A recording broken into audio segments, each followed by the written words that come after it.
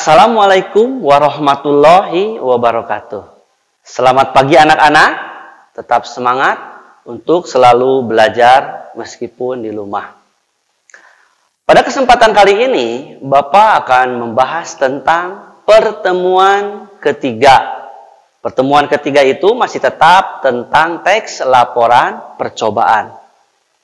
Pada pertemuan pertama, kalian membahas tentang identifikasi teks laporan percobaan, artinya mengetahui apa itu laporan percobaan. Pada pertemuan kedua, kalian mengetahui tentang cara melakukan percobaan, di mana di dalamnya ada struktur percobaan yang memuat judul, tujuan, landasan teori, alat dan bahan, langkah-langkah dan sebagainya. Sementara pada pertemuan kali ini, yaitu pertemuan ketiga, adalah bagaimana melaporkan hasil dari sebuah percobaan. Ya, jadi sekarang kata kuncinya adalah laporan atau melaporkan dari hasil sebuah percobaan. Nah, saat kita melakukan teks laporan percobaan, saat kita melakukan pelaporan dari sebuah percobaan, maka yang harus ada itu, yang pertama adalah struktur. Oke, kita lihat struktur dari sebuah laporan.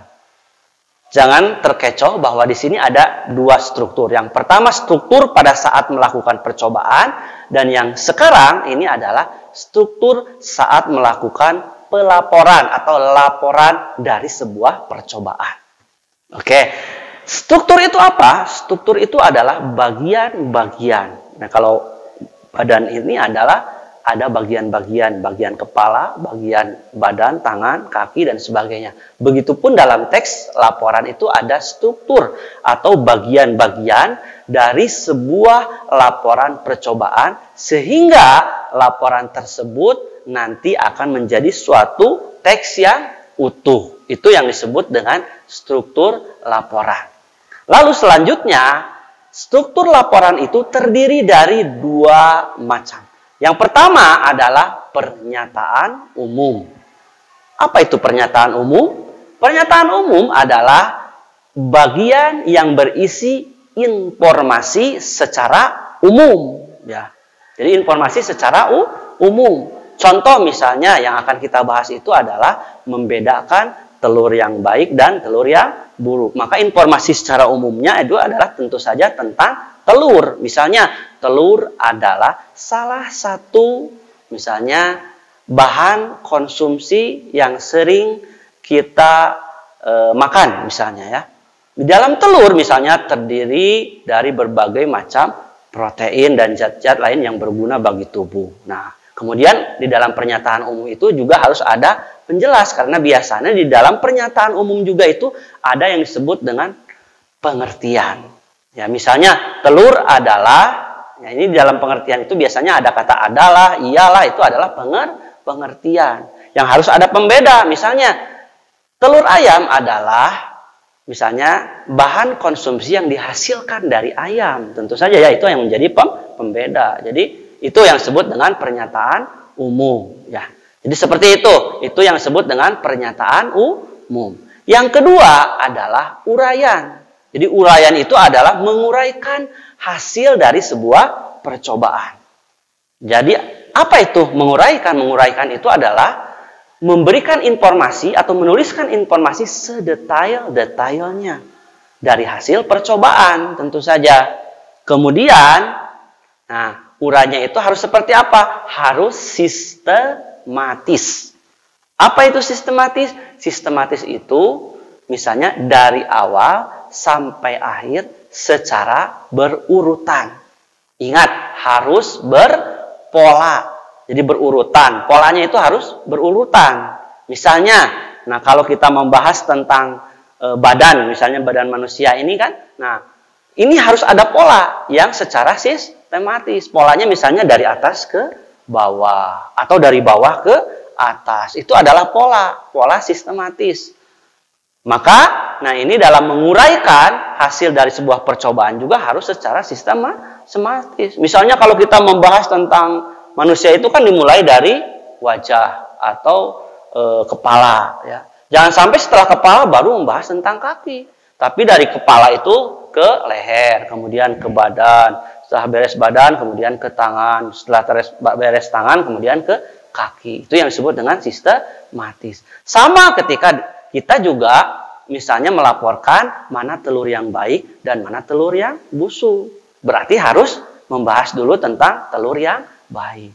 Telur yang baik adalah seperti ini. Misalkan hasil dari percobaan menunjukkan bahwa apabila telur yang baik itu adalah apabila disimpan atau dicelupkan ke dalam air, maka telurnya itu akan tenggelam. Nah, itu adalah hasil dari sebuah percobaan mengenai telur yang baik dulu. Karena polanya itu baik dan buruk, maka yang baik dulu, kemudian ke yang buruknya. Jadi telur yang buruk itu pasti akan mengapung dan sebagainya, itu dibahas ya. Kenapa? Karena massa jenis dari air lebih besar daripada massa jenis telur, sehingga telur itu mengapung dan sebagainya. Kemudian nanti ada kesimpulan. Nah, itu polanya ya. Jadi itu uraiannya itu harus secara sistematis, harus mempunyai pola yang secara sistematis. Sistematis itu apa? Dari awal sampai akhir secara berurutan. Oke, itu. Nah, kalau sudah selanjutnya oke. Nah, kalau kita sudah menguraikan, maka nanti disusun menjadi sebuah teks. Ya, jadi tidak dituliskan lagi mana ini informasi secara umum, mana ini uraian, tidak ini. Jadi langsung disatukan. Nah, pada akhirnya nanti akan menjadilah sebuah teks laporan dari hasil percobaan. Ya, yang terdiri dari yang pertama adalah judul, misalnya membedakan telur yang baik dan telur yang buruk. Kemudian disatukan. Selanjutnya adalah pernyataan umum. Kemudian selanjutnya adalah uraian, sehingga menjadi paragraf yang padu, paragraf yang utuh, yang terdiri strukturnya adalah ingat pernyataan umum dan uraian. Oke, itu kalian sudah paham, berarti sudah paham bagaimana cara membuat laporan hasil dari sebuah percobaan. Kemudian yang harus kita pahami juga bahwa di dalam atau saat kita melakukan percobaan ada yang dinamakan dengan kaidah kebahasaan. Kaidah kebahasaan itu adalah aturan-aturan kebahasaan yang muncul di dalam laporan atau percobaan. Yang pertama itu adalah kaidah kebahasaannya itu yang sering ada itu adalah kata sinonim dan antonim. Apa itu sinonim? Itu sudah biasa ya. Sinonim itu adalah persamaan makna kata, kemudian antonim itu adalah perlawanan makna kata. Contohnya misalnya sinonim yang sering muncul di dalam sebuah percobaan, misalnya adalah sinonimnya itu misalnya percobaan. Nah, kata percobaan itu sinonimnya dengan apa? Eksperimen, penelitian. Nah, itu kan disebut dengan sinonim. Kemudian antonimnya apa? Misalnya kata-kata ini misalnya objektif, maka lawan makna katanya adalah subjektif. Itu adalah antonim. Jadi objektif lawan maknanya adalah subjektif. Nah, itu adalah antonim, yaitu lawan makna kata. Yang kedua adalah kata bilangan. Jadi selalu ada kata bilangan. Misalnya di dalam bahan-bahan, misalnya sediakan telur 2 butir. Nah, 2 butir itu adalah kata bilangan. Atau sediakan air 1/2 liter. Nah, 1/2 liter itu adalah kata bilangan. Yang ketiga adalah kalimat perintah. Apa itu kalimat perintah? Kalimat perintah adalah kalimat yang memerintahkan seseorang kepada orang lain untuk melakukan sesuatu. Contohnya adalah misalnya masukkan telur ke dalam gelas yang berisi air. Nah, itu adalah yang disebut dengan kalimat perintah. Nah, kalimat perintah itu bisa dilakukan misalnya oleh yang pertama misalnya oleh seorang kepada orang lain atau dari penulis kepada pembaca. Itu yang disebut dengan kalimat perintah.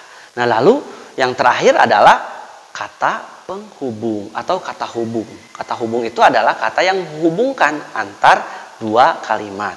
Misalnya apabila misalkan adonan sudah kalis, selanjutnya misalnya masukkan ke dalam gelas. Nah, seperti itu. Itu adalah kata penghubung. Kata hubung. Kata hubung itu banyak. Lalu kemudian setelah itu, nah itu disebut dengan kata hubung ya. Dan juga kata hubung ya. Itu disebut dengan kata hubung. Nah, setelah itu maka kalian akan pembelajaran kali ini kalian akan paham apa itu cara melaporkan, ya, di mana dalam melaporkan itu ada struktur, ya, di mana strukturnya itu adalah pernyataan umum dan uraian. Selanjutnya adalah ada kaidah kebahasaan. Nah, apabila setelah itu maka pertemuan kali ini diakhiri dengan membuat sebuah tugas. Tugasnya adalah membuat laporan hasil dari kalian membuat percobaan yang di dalamnya harus ada pernyataan umum dan uraian. Oke, itu saja. Terima kasih. Wassalamualaikum warahmatullahi wabarakatuh.